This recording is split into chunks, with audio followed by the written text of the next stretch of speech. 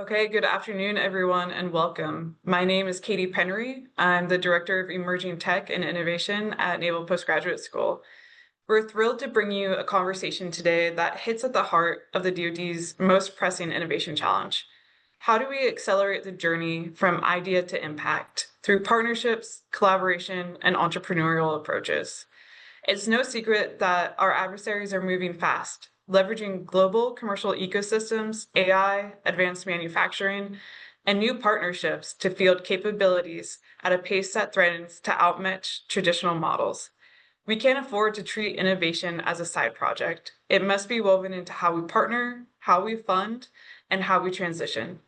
That's what today's panel is all about. We'll explore three powerful real-world models that are reshaping how the DoD innovates.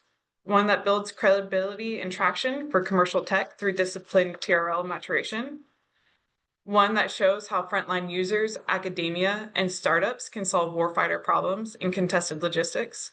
And one that seeks to redefine PhD training itself to produce not papers, but founders, building moonshot technologies for defense and beyond. Let me introduce our panelists. Three exceptional leaders who are at the edge of this transformation. First, we have Mr.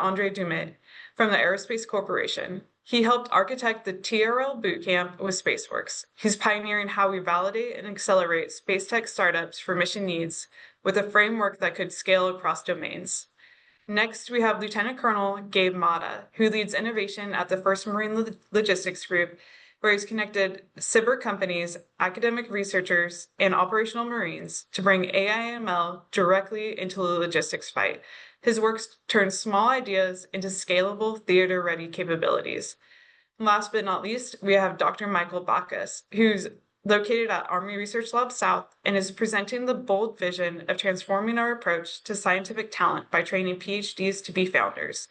The authors of the paper work with Deep Science Ventures and the Activate Fellowship, offering a glimpse of a more entrepreneurial defense workforce.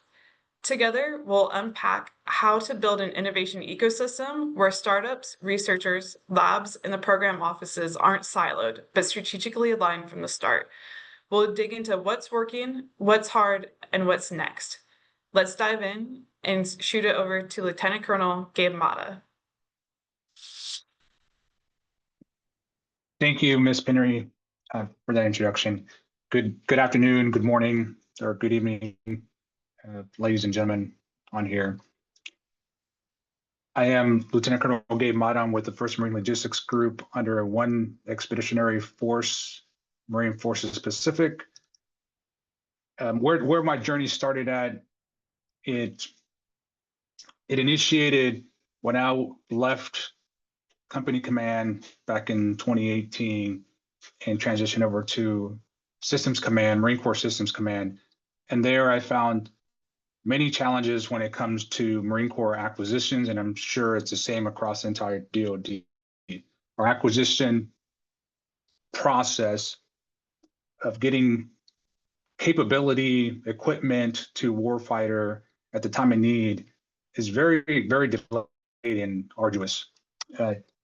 Given everything that Ms. Penry just mentioned, like our adversaries are outpacing us when it comes to having in our hand the capability at the time of need, and especially more so when our competitors are edging on us every day that we are operating in specifically in the Pacific, to include the European theater. Some of the things that we have done here at the tactical level is looked at our partners, and this is where some of this started. Is I was fortunate to go on a fellowship at the time and partner up with a small business. And that small business and we developed a problem statement that really tackled our maintenance and supply readiness issues. But that was only a fellowship. And then we were fortunate enough to sync up with some individuals and stumbled across small business innovation research from Naval. And from Naval, they basically gave us the opportunity to develop the technology, which in this case was artificial intelligence, machine learning suite that addressed a complex logistical problem within the maintenance and supply realm. Readiness was the key factor for us to implement this technology. And I think I can go to the next slide, slide 3, I believe. That's where we were looking at this technology to really get after the problem set there. It was about our equipment. Our equipment was managed through many information systems, whether those are related to service requests that do the maintenance upkeep or the maintenance record tracking, other systems that do counting in terms of rounds, bullets, etc., the ammunition counts, and whether it's other the consumption rates of sorts for all logistical or all types of supplies. So very disparate systems that we manage, and I believe at the time we're up in the 70s of automated information systems that we were managing. So the Marine Corps has substantial data that's very disparate and managed through different programs across the Marine Corps within Systems Command. So how do we get all this data? And the Marine Corps is out there seeking to look for data lakes, and they have an approach on implementing these technologies, building out the infrastructure, so we're better armed and equipped to use these tools such as AI and ML and actually implement them. But again, like I mentioned earlier, there's a mismatch when it comes to the speed and technology availability, and also the speed of which it enhances or gets modernized. By the time we get a piece of equipment, that item, let's say for example an iPhone's through its iteration of modernization is on the version 16. We may be on version 13, 14, right? So obviously way behind the power curve when it comes to that whole acquisition process. And this is why we need to be partnered up with small business organizations through programs such as SBIR, because it really gets us the speed we need with that. And next slide, if you will. I've already discussed some of this, right? Lengthy restrictions, contracts take forever. I just believe that the small business innovation research is a faster way. In fact, right now we are experiencing that today with quantum intelligence. Rather than going through the whole requirements process through what the Marine Corps has is combat development integration or Marine Corps combat development doctrine and concepts. So that's where all the requirements get funneled into, where those capabilities or capability gaps are aligned to, Title 10 requirements that get then translated into some type of weapon system. And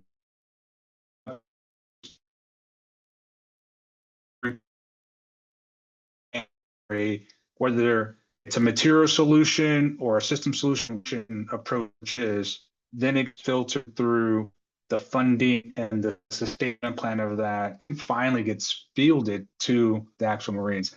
And I think if we're not doing partnering with small businesses through SBIRs, we're going to lose a lot of momentum or even competitiveness when it comes to meeting or being able to defend against our adversaries who are doing more investments than we are. And it's surprisingly, that we're almost at $1 billion or $1 trillion budget for the DoD, and yet somehow we still have deficiencies, and then we say we don't have money to do these things. There's plenty of money. It's just not prioritizing in the right lanes or the right domains of warfighting and lethality that really gets us at this. And I think today is the time to be investing more money in these innovative projects that have a better or more seamless approach through iterativeness, and to have the ability for Marines to just prototype and test. Like we can't wait for the optimal solution. And I think that's what we do a lot of times through the acquisition process, is we're trying to get everything right. And that's what causes all these lengthy restrictions or lengthy processes. All right, next slide. So the cases right now that we have, as I mentioned, quantum intelligence. What we've done here at the Marine Logistics Group, we formed an organization or model that falls under the force preservation and resiliency. And we partnered up with NPS, Dr. Zhao, professor, and quantum intelligence to do some analysis on operational readiness from a personnel standpoint. LALO is that framework, although you can use LALO to also look at maintenance issues. And this is where it started from, maintenance operations. It's human-machine dynamics and understand those human-machine relationships. But more specifically now, what we're trying to use this tool to include collaborative learning agents, because our data systems are so disparate. This technology allows us to fuse databases or data sets to gain a better comprehensive understanding of the information, and more specifically for here, the G10 under force preservation and resiliency. It's the human factors that impact operational capability and the employment of that human with that machine. So if that human and machine are not operating at their optimal levels, there's obviously degradation of performance there.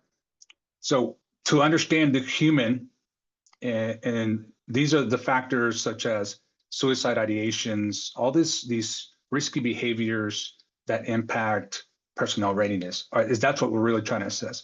So if we can find what is actually causing these stressors or correlations that are tied to operational stress on the human psyche, then can we start predicting what population size and potentially population rank and file, if you will, that is being affected the most, and how do we align the appropriate resources to those Marines and sailors to get them back into the fight of a more optimal human performance level, to where there's not a degradation and human system performance. So that's the ideal thing with this case study with quantum intelligence. And the next slide, just pretty much, I've already discussed that. That's what they're trying to do is just wrangle the data or fuse data from various data sets, because that's another problem set that we experience here in the Marine Corps, and I'm sure across the DoD, is data sharing, right? There's not always, but there's at times restrictions from whoever's managing that database or that system to whether they're willing to share. And obviously there's also protective factors in there where like it's PII or PHI, where it's sensitive data and the sharingness of that data. So how do we cleanse or redact certain data elements to where you can still have some utilization of that data at the macro level and still make inferences on that data to increase the lethality of the force or maintain that lethality, the human performance of the force at its peak, to ensure that we are at our ready state to meet any event that our adversary has against us. So that's what warfighting systems and human factors integration is all about. The next case, this is with tag up. This is slide 7. So slide 7 is basically what I've discussed earlier, the history. This is where it all came from. We're looking at equipment and understanding the longevity of the sustainment of equipment, the maintenance life cycle of equipment. And they built out a tool with medical logistics company, then at first MLG, because that program or that company had many manual processes in place, very analog. And this tool basically created some it wasn't just automation, but it also allowed them for inventory optimization and forecasting optimization based on funding streams. So not only did it enhance or generate efficiencies in the physical realm of how they manage their inventory, but it also allowed them to increase their efficiencies in the digital world to better align, because everything in MedLog was so disparate. And if those are not familiar, this is medical, just class 8 medical supplies, they have to build out these kits, and these kits have medications that have expiration dates or have a shelf life of some sort, and they have to assemble these kits by hand. And some of these kits are already like somewhat pre-made, so they're always robbing Peter to pay Paul to assemble these kits together to establish what we call a battalion aid station or Role 2 type capability for the Marines. And they issue these kits out to the units. Very cumbersome process and very labor intensive, and management of all the stock numbers across the inventory just to assemble these things was very cumbersome. So that's where the class 8 system came in to better generate efficiencies. And some of the unique things that they develop here too is that I find very fascinating is kit readiness in the future state based on funding. So that what they would do is they would be able to, there's a series of kits 1 through 10. They would be able to tell you what you would have of those series kit 1 through 10. You had to then generate some kind of other larger kit or whatever. They'd tell you which one. Basically, I'll use the analogy of a transformer. They would transform these kits at the most optimal levels. So they would then formulate a kit to issue, and also the funding availability. So if they only had X number of dollars, they could put that in the calculus to tell you, if that X number of dollars only buys you X number of readiness. And also that kit only has a longevity life to maintain the operation for 90 days, 60 days, or these specific line items within the kit are going to expire, and then your supply chain of replenishment has to be at these markers or these reorder points in time for you to get those parts. This becomes very important when you come and operate in the Indo-Pacific, when we have these kits deployed, these AMOLs, these Role 2 capabilities, and this tyranny of distance. That needs to be at the most optimal time to have the appropriate shipping of a certain critical line item in that kit, especially if it becomes like blood or something. And there's other like COSIS or cold chain storage, COSIS meaning care and storage for the items. So it becomes very important to where those supplies are in the supply chain and getting them shipped there to replenish an AMOL that is in support of the stand-in forces that we have in the Marine Corps, or any forces that are operating in the Indo-Pacific, is to ensure that the speed of the logistics tail meets the demands that are out there in the tyranny of the distance, where some of these distances are from 1,000 nautical miles all the way up to 7,000 nautical miles. And those delays now become 2 months, 3 months, and we experience them today. And we're just trying to do synchronize and optimal logistics across the space. And that's the challenge, and Tag Up is the one that's kind of brought that solution to try to solve that problem set of how to do that. And we're still having some, I wouldn't call them challenges, but there's some other advances that we need to make it more of an optimal tool for the users. But right now, it's been a great capability. My general here is very satisfied. He's all about these tools that we're implementing. With that, if anyone has any questions, that kind of concludes my brief here. And I only got a minute or two to give any feedback on questions. Gabe, unfortunately, we're just doing questions at the end. Okay. But I'll let you know if any questions pop up. In the meantime, we'll move over to Andre. Okay. All right. Thank you. I'm going to step out now. Thanks, Gabe. Well, thank you. Okay, so my name's Andre Doumitt. I'm a systems director at the Aerospace Corporation. We've put together this talk with our partners at SpaceWorks, in particular Marcus Bracey, and my co-authors at the Aerospace Corporation, including Ben Bycroft, Matt Bissonette, Ian Stern, Oscari, and a number of other folks who helped contribute. So let's talk for a second about the organizations that are listed here. SpaceWorks is part of the U.S. Space Force and has responsibility for the small business innovation and research budget for small businesses in the space domain. The Aerospace Corporation is a federally funded research and development center, nonprofit, focused on space technology for the Space Force and the Air Force. And TRL Boot Camp is the name of the program that I'm going to be talking about today. Next slide. Okay, so the problem statement is very similar to what we just heard from Lieutenant Colonel. There are obstacles for these small businesses to access the government market, to deliver into it, and to support their products and services. And these are pretty broadly across the government and the DoD. And there's some of the same kinds of obstacles, right? So acquisition cycles are slow. There's risk aversion.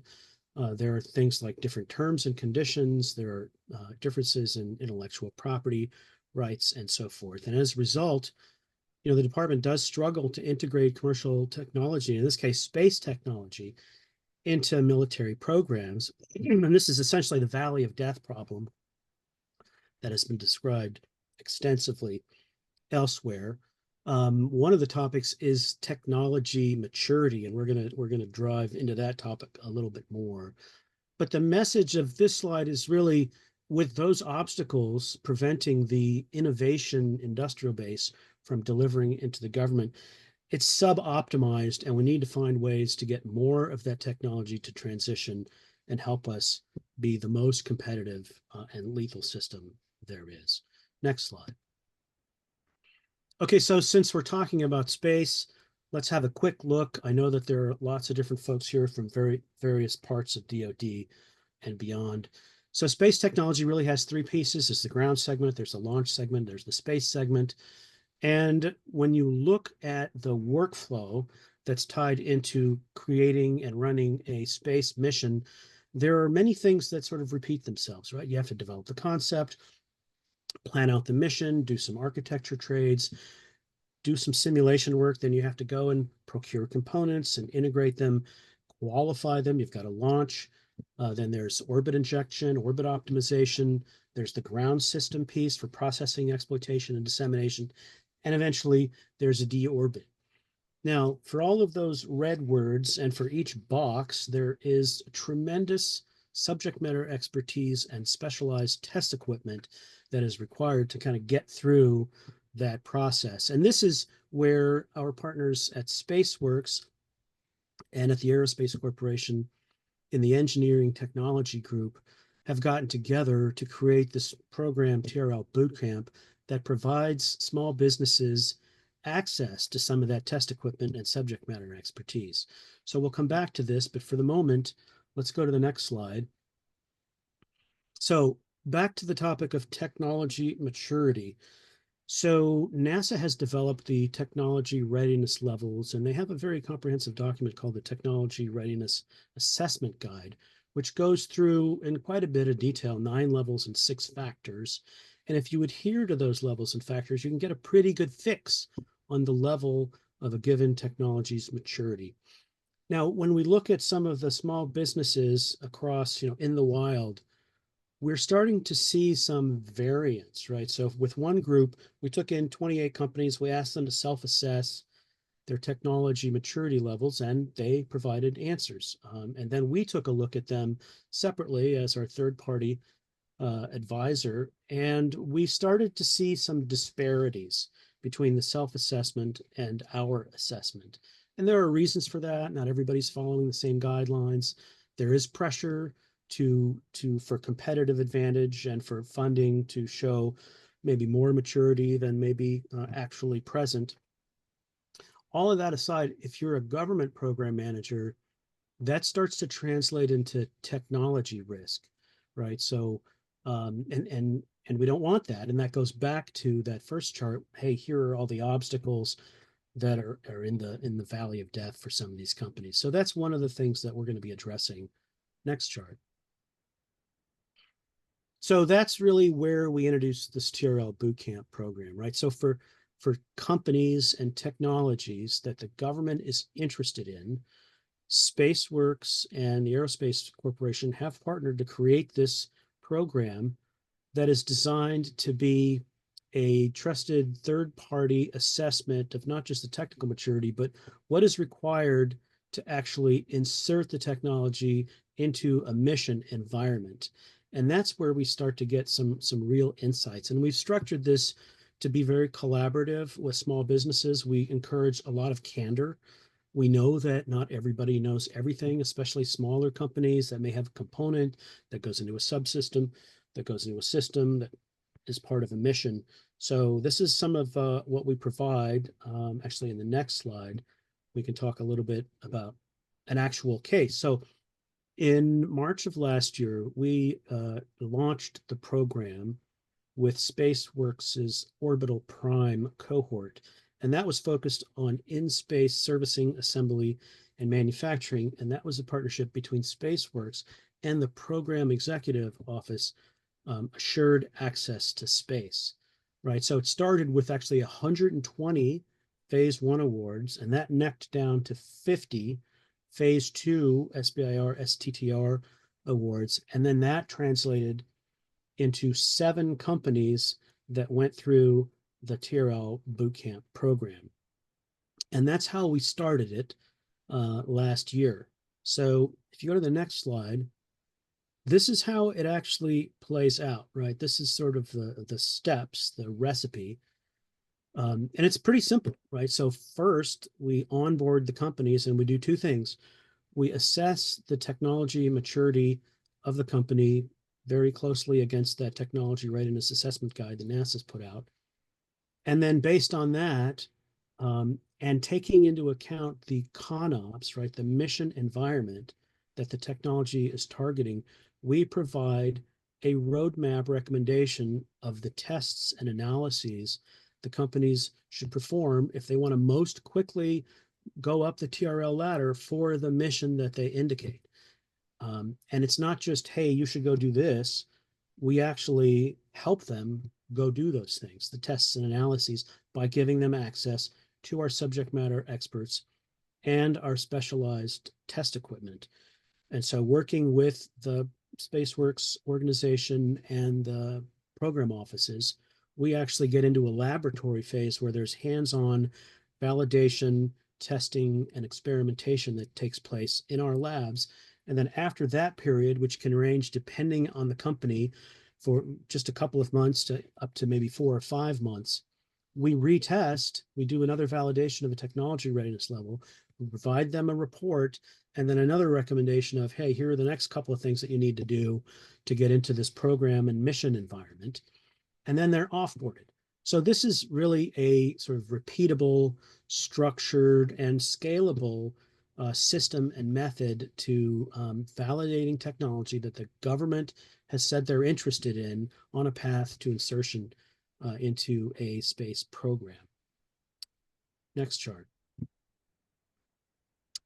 So going back to, if I want to channel my inner DoD program manager, there's a lot of interest and pressure even in integrating commercial technology into programs. But that's harder than it sounds, because as you survey the commercial marketplace, there's tremendous diversity, geographic, technical diversity.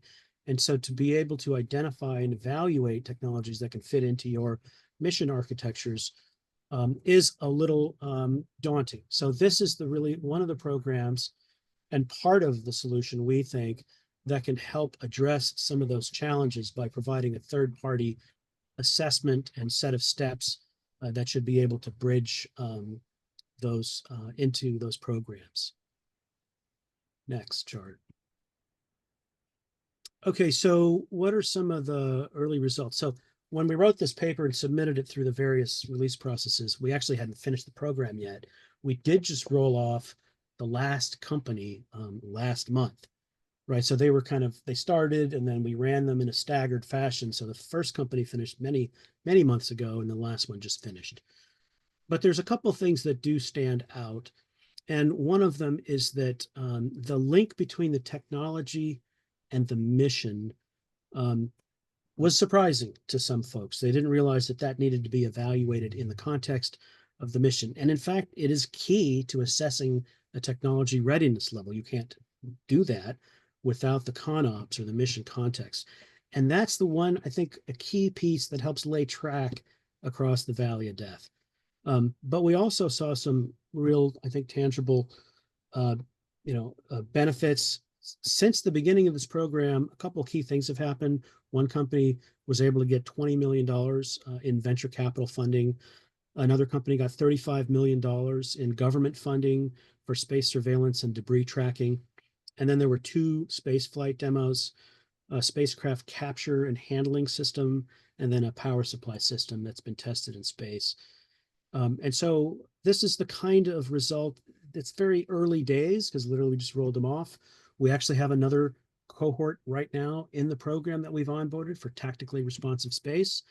And for that, we actually accelerated the onboarding process by 40%. So we're learning, we're improving. If we go to the next slide, these are early days, but it does appear there is promise in this approach to being able to more efficiently not just identify and evaluate emerging technology coming from the innovation industrial base, but to actually put it on a path to insertion into programs of record by eliminating some of those key obstacles, a couple of them that need eliminating, like risk aversion to small businesses, uncertainty as to actual technical maturity, doubt as to time to fielding, right? These are some of the things that can be tamped down. So we are showing some early signs of success in that. And then if we go to the next slide, which I think is the last slide, like what's the future vision? Where do we see this going? We think it can expand. So we already have a partnership now with NASA where we're starting to work with NASA on some of their technology evaluation. And it's a partnership between SpaceWorks, NASA, and Aerospace. So expanding laterally within the space enterprise, expanding into other domains, right? So air, cyber, maritime, and so forth. If you use the same sort of system and method, it's kind of like a franchise. You do need the technical expertise and the equipment and facilities, but we have a lot of that across the country. And in fact, there is a potential, franchise model with partner agencies and other labs. So that's part on the road to developing a scalable DoD-wide model for technical adoption, and then potentially for international programs, right? So as we look across to some of our NATO +4 partners, there's considerable expertise emerging and existing in many of those countries. It may be that this could be a way to increase some of those integrations and really start to get after the DoD goal of allied by design, or at least be an important part of it. But anyway, the key message here is really that we think this TRL bootcamp formula has the potential to increase innovation adoption across DoD sectors. And that's it. Happy to take any questions. No, those are at the end, right? Yes, thanks, Andre. We'll switch it over to Dr. Bakas now. Perfect.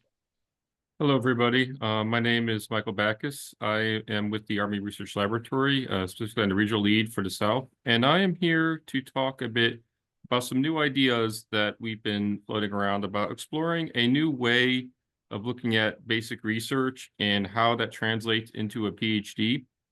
We are going to look into different pilot programs we've been exposed to as we've engaged with some partners, and kind of maybe give some ideas on how they could be applied in the Department of Defense to facilitate that transition from early stage basic research to an actual fielded system or technology. And on the next slide, we will talk a bit about the people involved in coming up with these ideas. I can't take any credit. These are not my ideas. I am presenting this presentation on behalf of Pete Kushabata, who is the regional lead for the West in California. And he is an expert in cognitive science and human-machine integration. He knows a lot about the science of how humans interact with technology and perceive the world. And he also just knows quite a bit about the overall DoD landscape and various programs that are in place for developing and research. He's introduced me to a lot of programs I didn't know exist. So he is a really innovative and far-seeing person, and I highly recommend you reach out to him if you're in the West area, which includes California, as well as Arizona and the other Mountain West states. But also these ideas were informed by Dr. Amy Rose, who's in charge of Activate Global, who is one of the models that we are thinking of looking at as a way of rethinking the PhD experience. She developed and commercialized materials for explosive detection right out of her MIT graduate research. And so right out from the gate, she was transitioning her research from basic to something that could be fielded. She won the Army's Greatest Invention Award and was a founding CTO at the Advanced Fabrics of America. And finally, the ideas were also informed by Dr. Thane Campbell, who is in charge of a group called Deep Science Ventures, who kind of came up with the idea of the Venture Science Doctorate, which we'll talk about in this talk. He trains global moonshot founders and is really active in the startup space. I myself am much more humble a person compared to these people. They are much more accomplished than I am. My background is I funded basic research as a program manager at the Army Research Office. I also did some work as a scientist as well in the Department of Energy. My background specifically is material synthesis and processing, the science of how you make and create materials. And the main perspective I can add here is I have run the basic research program, something that started at the very 6-1, the very initial discovery right from the start. And I think I can offer that perspective of what happens and the kind of the challenges we run into when trying to transition our research from the very early stage into something that's more applied. And the next slide will give you kind of some background on the DoD basic science programs. So we fund over $3 billion in the Department of Defense on basic science. And I want to emphasize to the audience here, this may not be appreciated as much as I think it should be. The DoD basic science programs are actually held in very high regard by academia and scientists. They often tell me, if you want to make new discoveries, cutting edge, you need to be funded by the DoD basic research offices. I was told by many professors, and this was after I no longer had funding to give out. I was working in my new job, which I have no funding. And they told me I did some of the best work I've ever done when I was funded by your program. The ideas that we were working on were really cutting edge.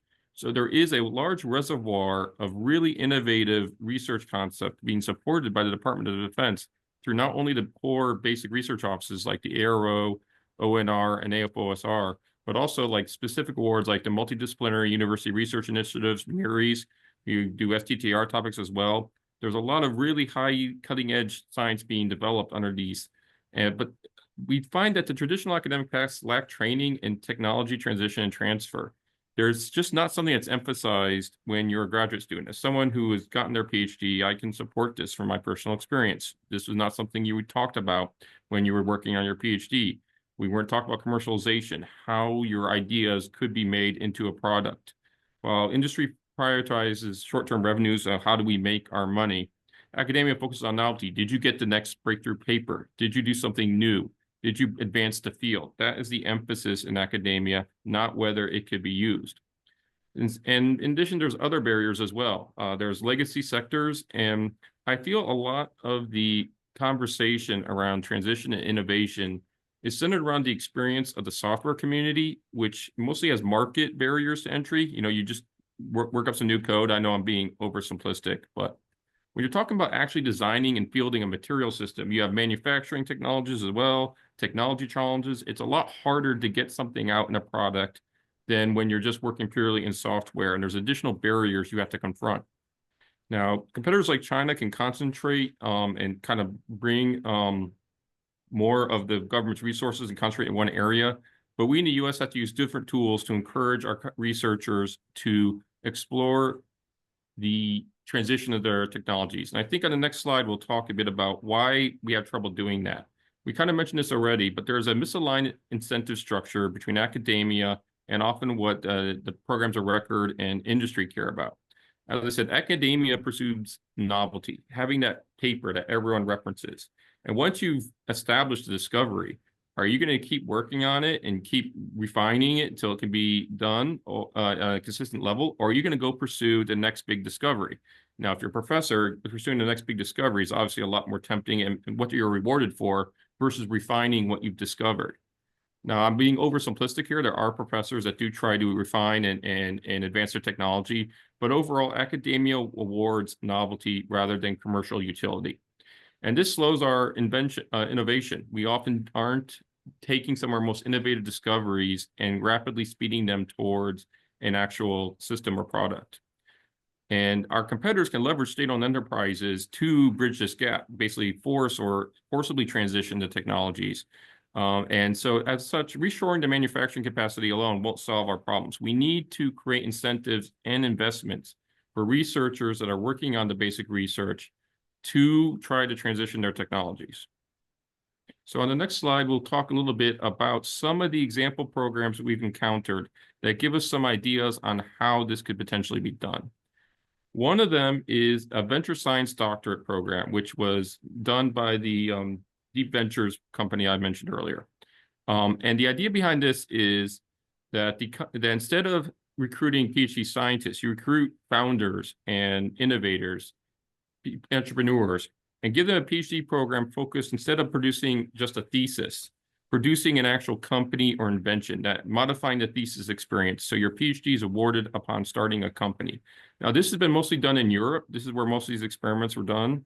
But it has been recognized globally for workforce development, and they have a partnership with Sprint, which is the DARPA equivalent in Europe. The other programs that we have encountered that have an idea of how to handle this is the Activate Entrepreneurial Research Fellowship. Now, for those of you who have not done a postdoc or a PhD, fellowships are often what you do after you get your doctorate. You do another stint as a postdoc. And this Activate Entrepreneurial Research Fellowship gives them an opportunity, instead of doing necessarily more science, start working on transitioning your discoveries into a product. Start basically use your research to do a startup, usually as a postdoctoral fellow. And this gives them some time to start trying to develop the technology enough that they address some of the risks involved in actually trying to field a hardware-based technology. And if you look at the graph on the right here, the dark blue is the transition and company creation based on these sort of programs. So you can see it's much higher than just people coming out of PhD. You get almost 2% of people coming out of their PhD just decide to become an entrepreneur and start a company at their research. It's higher than the MBA programs and technical entrepreneurship programs. And so we'll go a bit into the details of the Activate Fellowship in the next slide, please. Now, to understand how this program is set up the way it is, you have to understand that when you're a graduate student and you're going out of completing a degree, you often not sure what your next job is going to be. And what I like about the Activate ERF is that it targets those students right when they're most likely to want to start to keep working on their science. See, we often focus on the professors in the academic research, but it's the actual graduate students that did the work, were in the lab, and actually created the invention or technology. Why not give them a chance to keep working on it, start developing in a commercial program, give them a stipend. And when you're coming off a grad student stipend, 100K per year looks really good and really tempting to keep working on what they're already doing, keep that momentum going. This program gives them entrepreneurship training and mentorship. It may surprise you that often scientists don't necessarily have the best social or networking or salesmanship skills. And this program helps them build up those sort of skills, gives them that kind of confidence to become an entrepreneur, not only by de-risking it by giving the stipend, but give them access to a robust community with several different cohorts so you can learn from people who've been through the process. Now, they focus on early stage technologies, but one thing I really like about this program is it doesn't take any equity in the company. Zero equity, so that way the researcher can have confidence that they will be able to enjoy the fruits of their efforts if they do transition to technology. And between the industry network they're provided, the flexible milestones, and the training they get on being an entrepreneur and how to pivot, depending on the results of the research. You're setting them up for more success.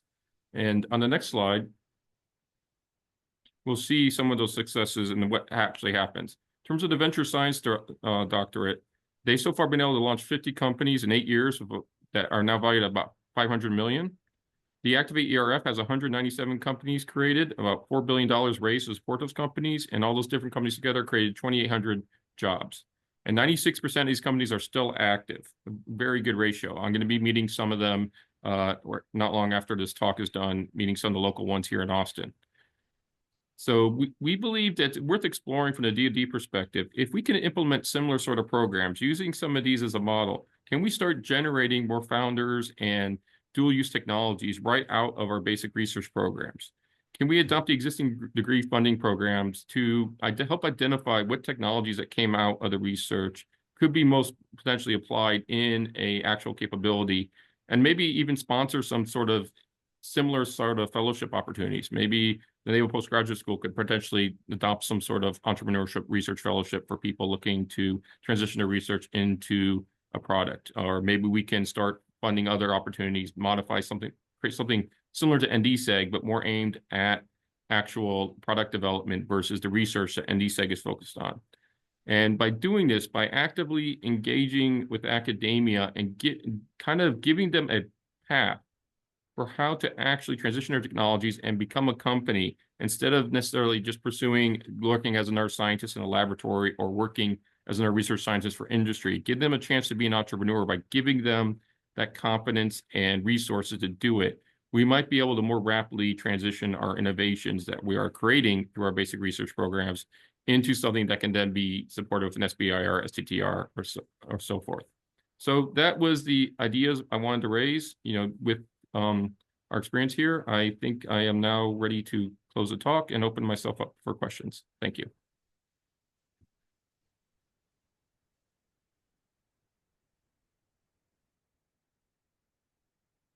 Great. Thank you, Michael. So I think, Andre, if you want to come turn your camera on as well, I'm happy to kick off the Q&A session. So Andre, I'll kick it over to you first. How does the TRL bootcamp impact the credibility of startups in the eyes of program managers? So we've seen that sort of happen in a couple of different ways. One, it's really a third-party assessment of a company's technology.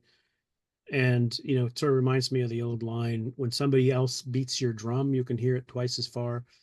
It's not quite that, but it's a third-party assessment, which adds credibility. The other thing is, I've seen startups take our reports to the venture capital community as added validation of their current state of technical maturity, because the venture capital, if you're making an investment, whether you're a program manager or a venture capitalist, it's really about time to fielding.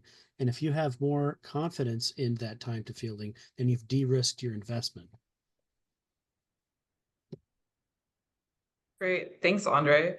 Michael, why do you think science-based startups are fundamentally different from software startups?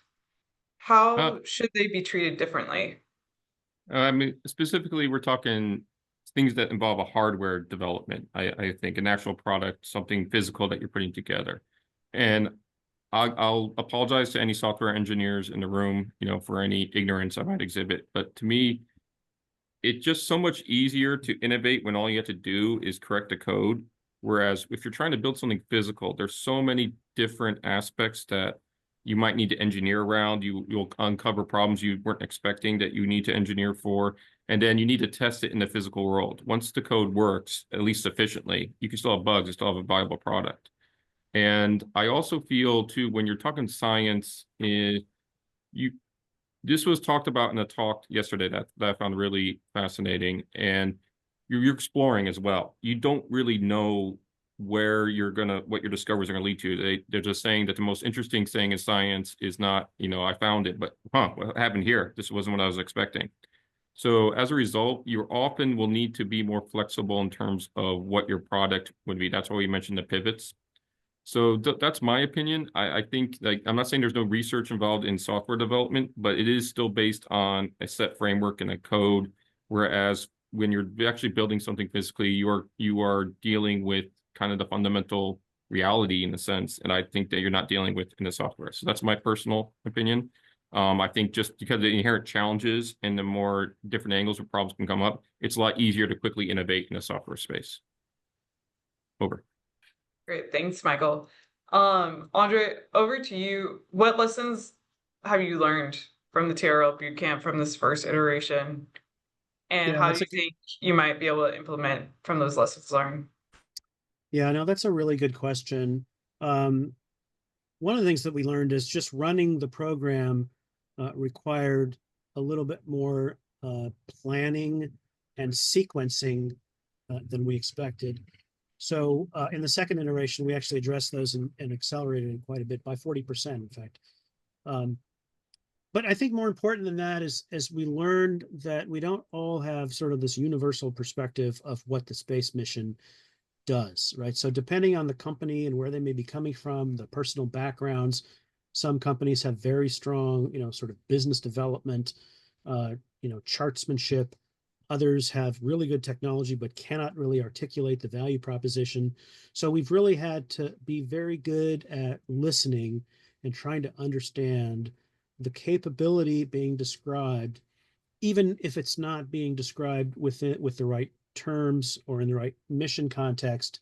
And then we're able to help paint a picture of the broader environment that the component goes into a subsystem, goes into a system, goes into a mission, and then the actual end users and operators really have nothing to do with space on the DoD side.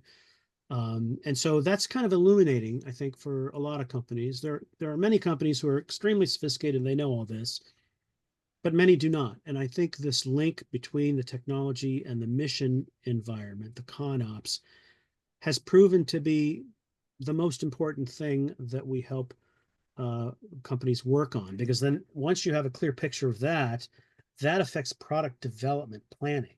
And it may turn out you haven't been working on the right sorts of things. You've got to start looking at your product development roadmap, your timelines, then that gets into operating capital, staffing. It's pretty impactful. Great, thank you. Michael, this is a conversation I've had with Pete several times around the DoD does fund PhDs, and they tend not to then put those PhD students in contact with anyone within the DoD. So they're kind of the research gets funded, but they don't necessarily have a link back to DoD to see where their research can have impact.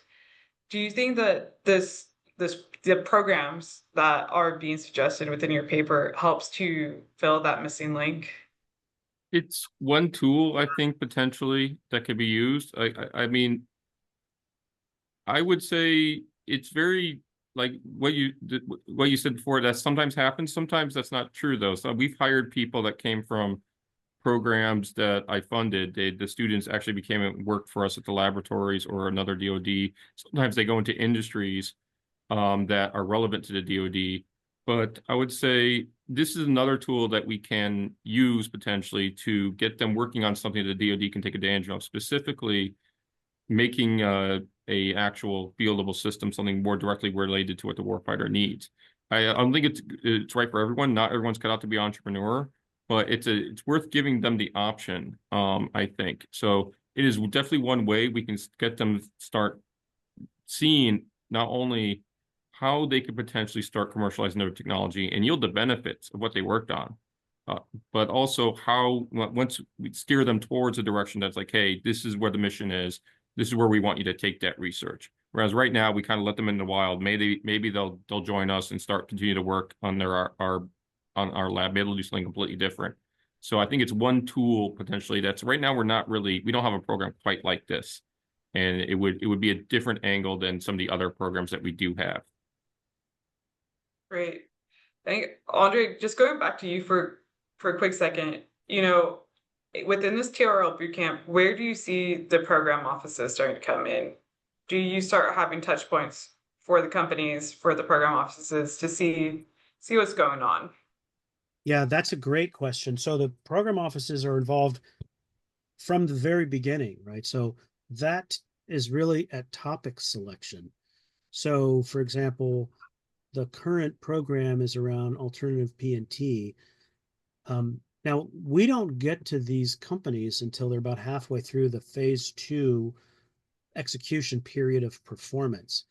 But that topic was selected many months before that. And it was a topic that was worked out between the SpaceWorks funding organization and the program office because they see in their roadmap a need for certain technologies, certain capabilities.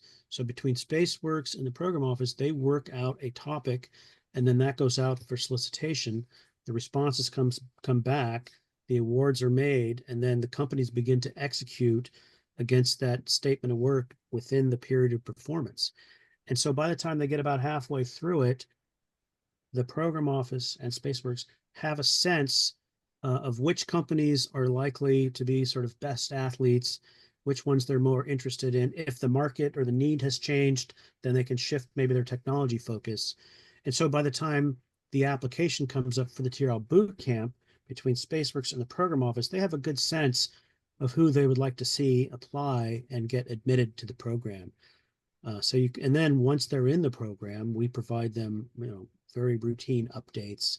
There's a kickoff meeting. It's all pretty structured. But to answer the question, from the beginning, before the beginning, even. Yeah, and that's great. I mean, they're so important in the transition aspect, right? It's a lot of times program offices are kind of left out of the loop to a certain extent, and that's where there's been, I think, issues in transition. So kind of going over to that, what does transition look like for you with the TRL bootcamp? How would you define transition? And then what does success look like for you? Right. So there's a couple of ways to define it. The most sort of simplest way is transition into a government space program, right? So for us, that'd be Space Force, but also it could include NASA, NOAA, and other government spacefaring organizations. But it's not the only measure of success, although it's probably the most important one.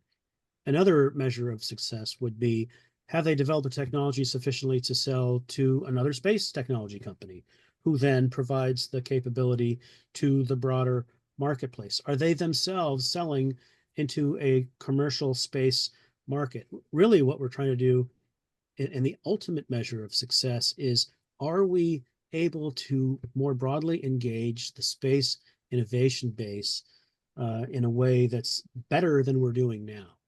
And if we're able to say we're doing that by either a transitional program record or companies selling into the commercial marketplace or selling to other space companies or getting venture capital for further development or acquisitions, acqui-hires, right?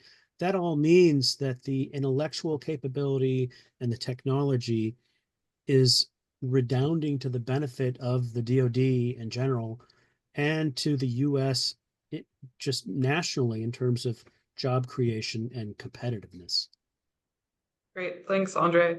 And Michael, I think same thing over to you. What does transition look like for probably both of the programs, and what does success look like? Well, I'm giving my answer here. One, Andrew's answer is correct. If it transitions to an ongoing program, then that is considered a transition, and that's something I would take into account. But to me, I also think any time that there is some sort of influence on either a DoD relevant technology or the research that's going on in the laboratories that are supporting the DoD, that's also a transition. And it can be more subtle. It could be, hey, in the basic research realm, it could be we've made a new discovery. There's a whole new field that's opened up for us now to explore that gives us new options. In terms of the venture science doctorate, I would say the success is getting an actual company up and running with a DoD relevant product, and maybe even getting them to the point where they can start competing successfully for SBIR, STTR type opportunities. So is just in the specific framework of the ideas we're proposing here, that's to me what would be success, is if we not only identify a basic research discovery that has DoD relevance, but then get to the point where it can be applied. And part of that will be recognizing too, because as I mentioned before, sometimes the discovery that's relevant isn't the one you were going for originally. There has to be some engagement on all sides to recognize those opportunities and encourage the researcher to take these opportunities and start developing it into an actual product. So that's my answer.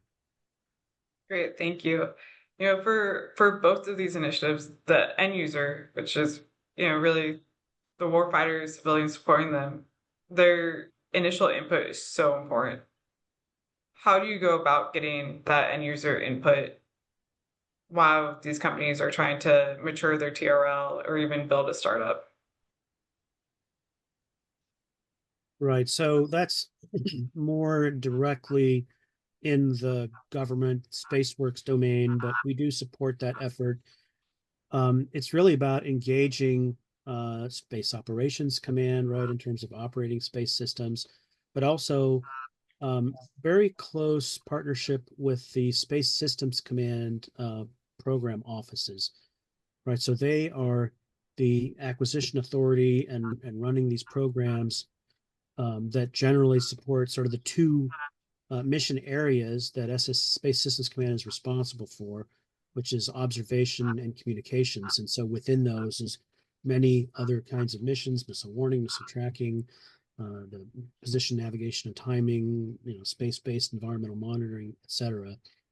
But those program executive offices at Space Systems Command are carefully tracking and organizing not just the current programs, but the future year programs. And they have developed, architectures which are either complete or have incomplete architectures. And that's when you get into the make buy piece, right? What can we buy from the marketplace just off the shelf or with minimal modification?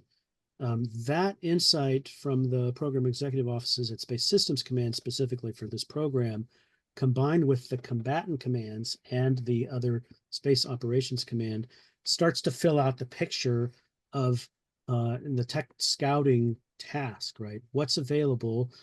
It's from startups, accelerators, incubators, universities in the timelines that are needed. Right. So if you're looking at space architectures that are, 4, 5, 6 years out, then you're looking at things at universities, national labs, you got to line up the timing. If it's something that's a lot closer in, then you've got to be looking at companies that have already been awarded award categories like TACFI and StratFi, tactical financing and strategic financing. So those are two new funding vehicles. The TACFI is really focused on technology maturity, and the StratFi, which can be up to a $60 million total award with all pieces funded, is about transition to a customer. And so those are, I think, important vehicles that as the system begins to work together more efficiently to buy what we can from the commercial marketplace, that's how we really get into transitions. Great. Thanks, Andre. And Michael? Would you like me to answer that question kind of from more a basic research perspective? Sure. Or how you think you get the end user input into something like an Activate Fellowship, or even into the basic research category and doing your PhD. Well, I think this is where the program manager for the research program has to be engaged. And the future concepts, they can learn a bit about some of the technology challenges we're dealing through that office. Also, I would always try to talk to people when I could and kind of tease out where are the limitations of what you're using right now, because I don't expect everyone to be a scientist, but sometimes they need help recognizing what their scientific questions are. And to do that, I need to talk to them directly and learn a bit about where their technical limitations of what they're using really are, and identify, okay, that's something that can be solved maybe better engineering. That's actually something we really don't know. And then when I fund basic research, I can explore those questions that are fundamental. And when we have a solution, then I know exactly what direction to point them in because I know what the actual application for that question would be. So that's how I tended to do it when I was a program manager for basic research, through both understanding where the field really is at in my portfolio and also understanding what technology issues are being encountered I can kind of sift through the challenges and identify these are the actual scientific questions where there's not only good science to be done that I can get a professor to work on, but if it's successful, there's an opportunity for transition there. Does that make sense? It does. Thank you. We have a question from the audience. Says it's proven that human-centered design integration would not only allow end-user inputs on a regular basis, but also contribute towards creation of a much better product by focusing on solving the right problem.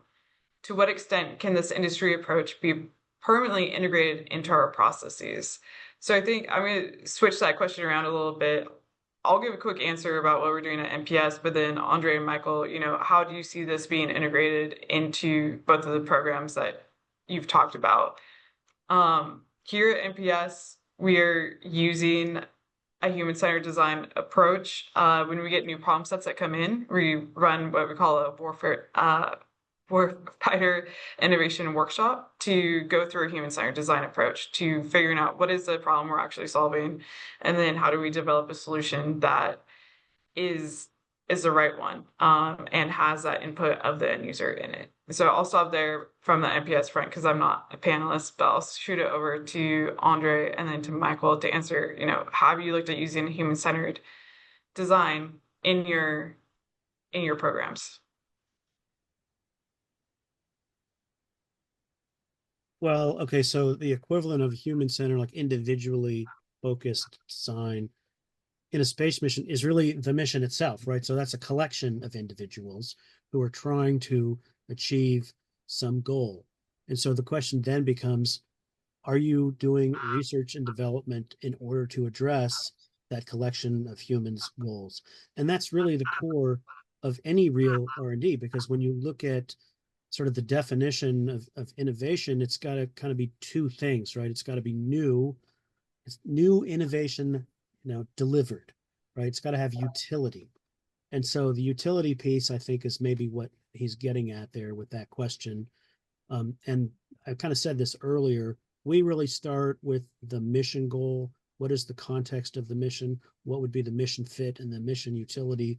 And then how do we get after, we're actually not designing the technology, we're doing analysis and testing in order to support that process. But I think that's probably how you translate that question into this TRL boot camp context I've been talking about.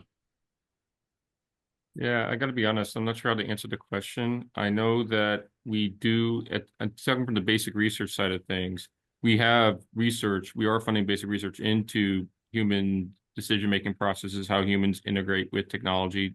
As mentioned, Dr. Kuchaba would probably be a better person to answer that question than I am. I worked with materials. We do come up with the basic research questions that we often fund tend to be very fundamental, like first person in the world ever discovered this. Now, when you're talking about how to integrate that into an actual system or product, that's where we start engaging with the SBIR or STTR programs, where we can get some more feedback from the end user and kind of get somewhere into how to shape the actual applied research project. I hope that answers the question, but like I said, that's not really my field. I do know we do research in those areas for develop the science of how those things are applied, but that was my personal background. All right, thanks, Michael. Before we close it out, kind of last question to both of you. Where do you see these programs in 5 years from now? Well, I can start. So we think that this is it's kind of a franchise that can be applied to, I think, other laboratories, other industries, other countries. And what we'd like to see is a couple things happening. One is a more kind of disciplined approach to TRL, so we all kind of have the same yardstick. And then from there should be an ability to grow the industrial base and to exploit, in the best possible sense of the term, the industrial base in order to transition some of the research and development funding going into research, but also the intellectual capacity of the U.S. across all of these different sort of seed locations, startups, accelerators, incubators, universities, people who are working in companies who have ideas, right? If it seems like there's a path, right, to market that is more predictable and less risky I think what we could see is more spin-outs and startups and sort of growth in the innovation industrial base. And I would like to see, we need to measure, start, stop 5 years from now. But that would be my ambition for this kind of a program. Great, thanks, Andre. Michael? Well, I can't speak for Pete, but I think the idea is we would like to get some sort of pilot program kind of inspired by the examples I presented here going that's DoD centric. What the exact shape that would look like, I think we would need to work that out, but some sort of encouragement for engaging the researchers we're supporting to develop actual products and maybe kind of more continuity with the higher TR level programs that are out there in the DoD. So I would say hopefully get an up and running pilot program where we're doing something like these programs that I described or something very similar in the DoD to set a model for how to set up something like this. So hopefully in 5 years, if this model is explored, we will have some examples in a pilot program to show and demonstrate and maybe encourage other institutions to adopt. Very great. Thanks, Michael. Well, big thank you to you and Andre and then Lieutenant Colonel Mata. He had to run for an emergency visit. So I appreciate you guys being here and presenting on the papers today. I think that it was a great discussion. And thank you to the participants for being here as well. Everyone have a good day. All righty. Thanks for moderating. Appreciate it.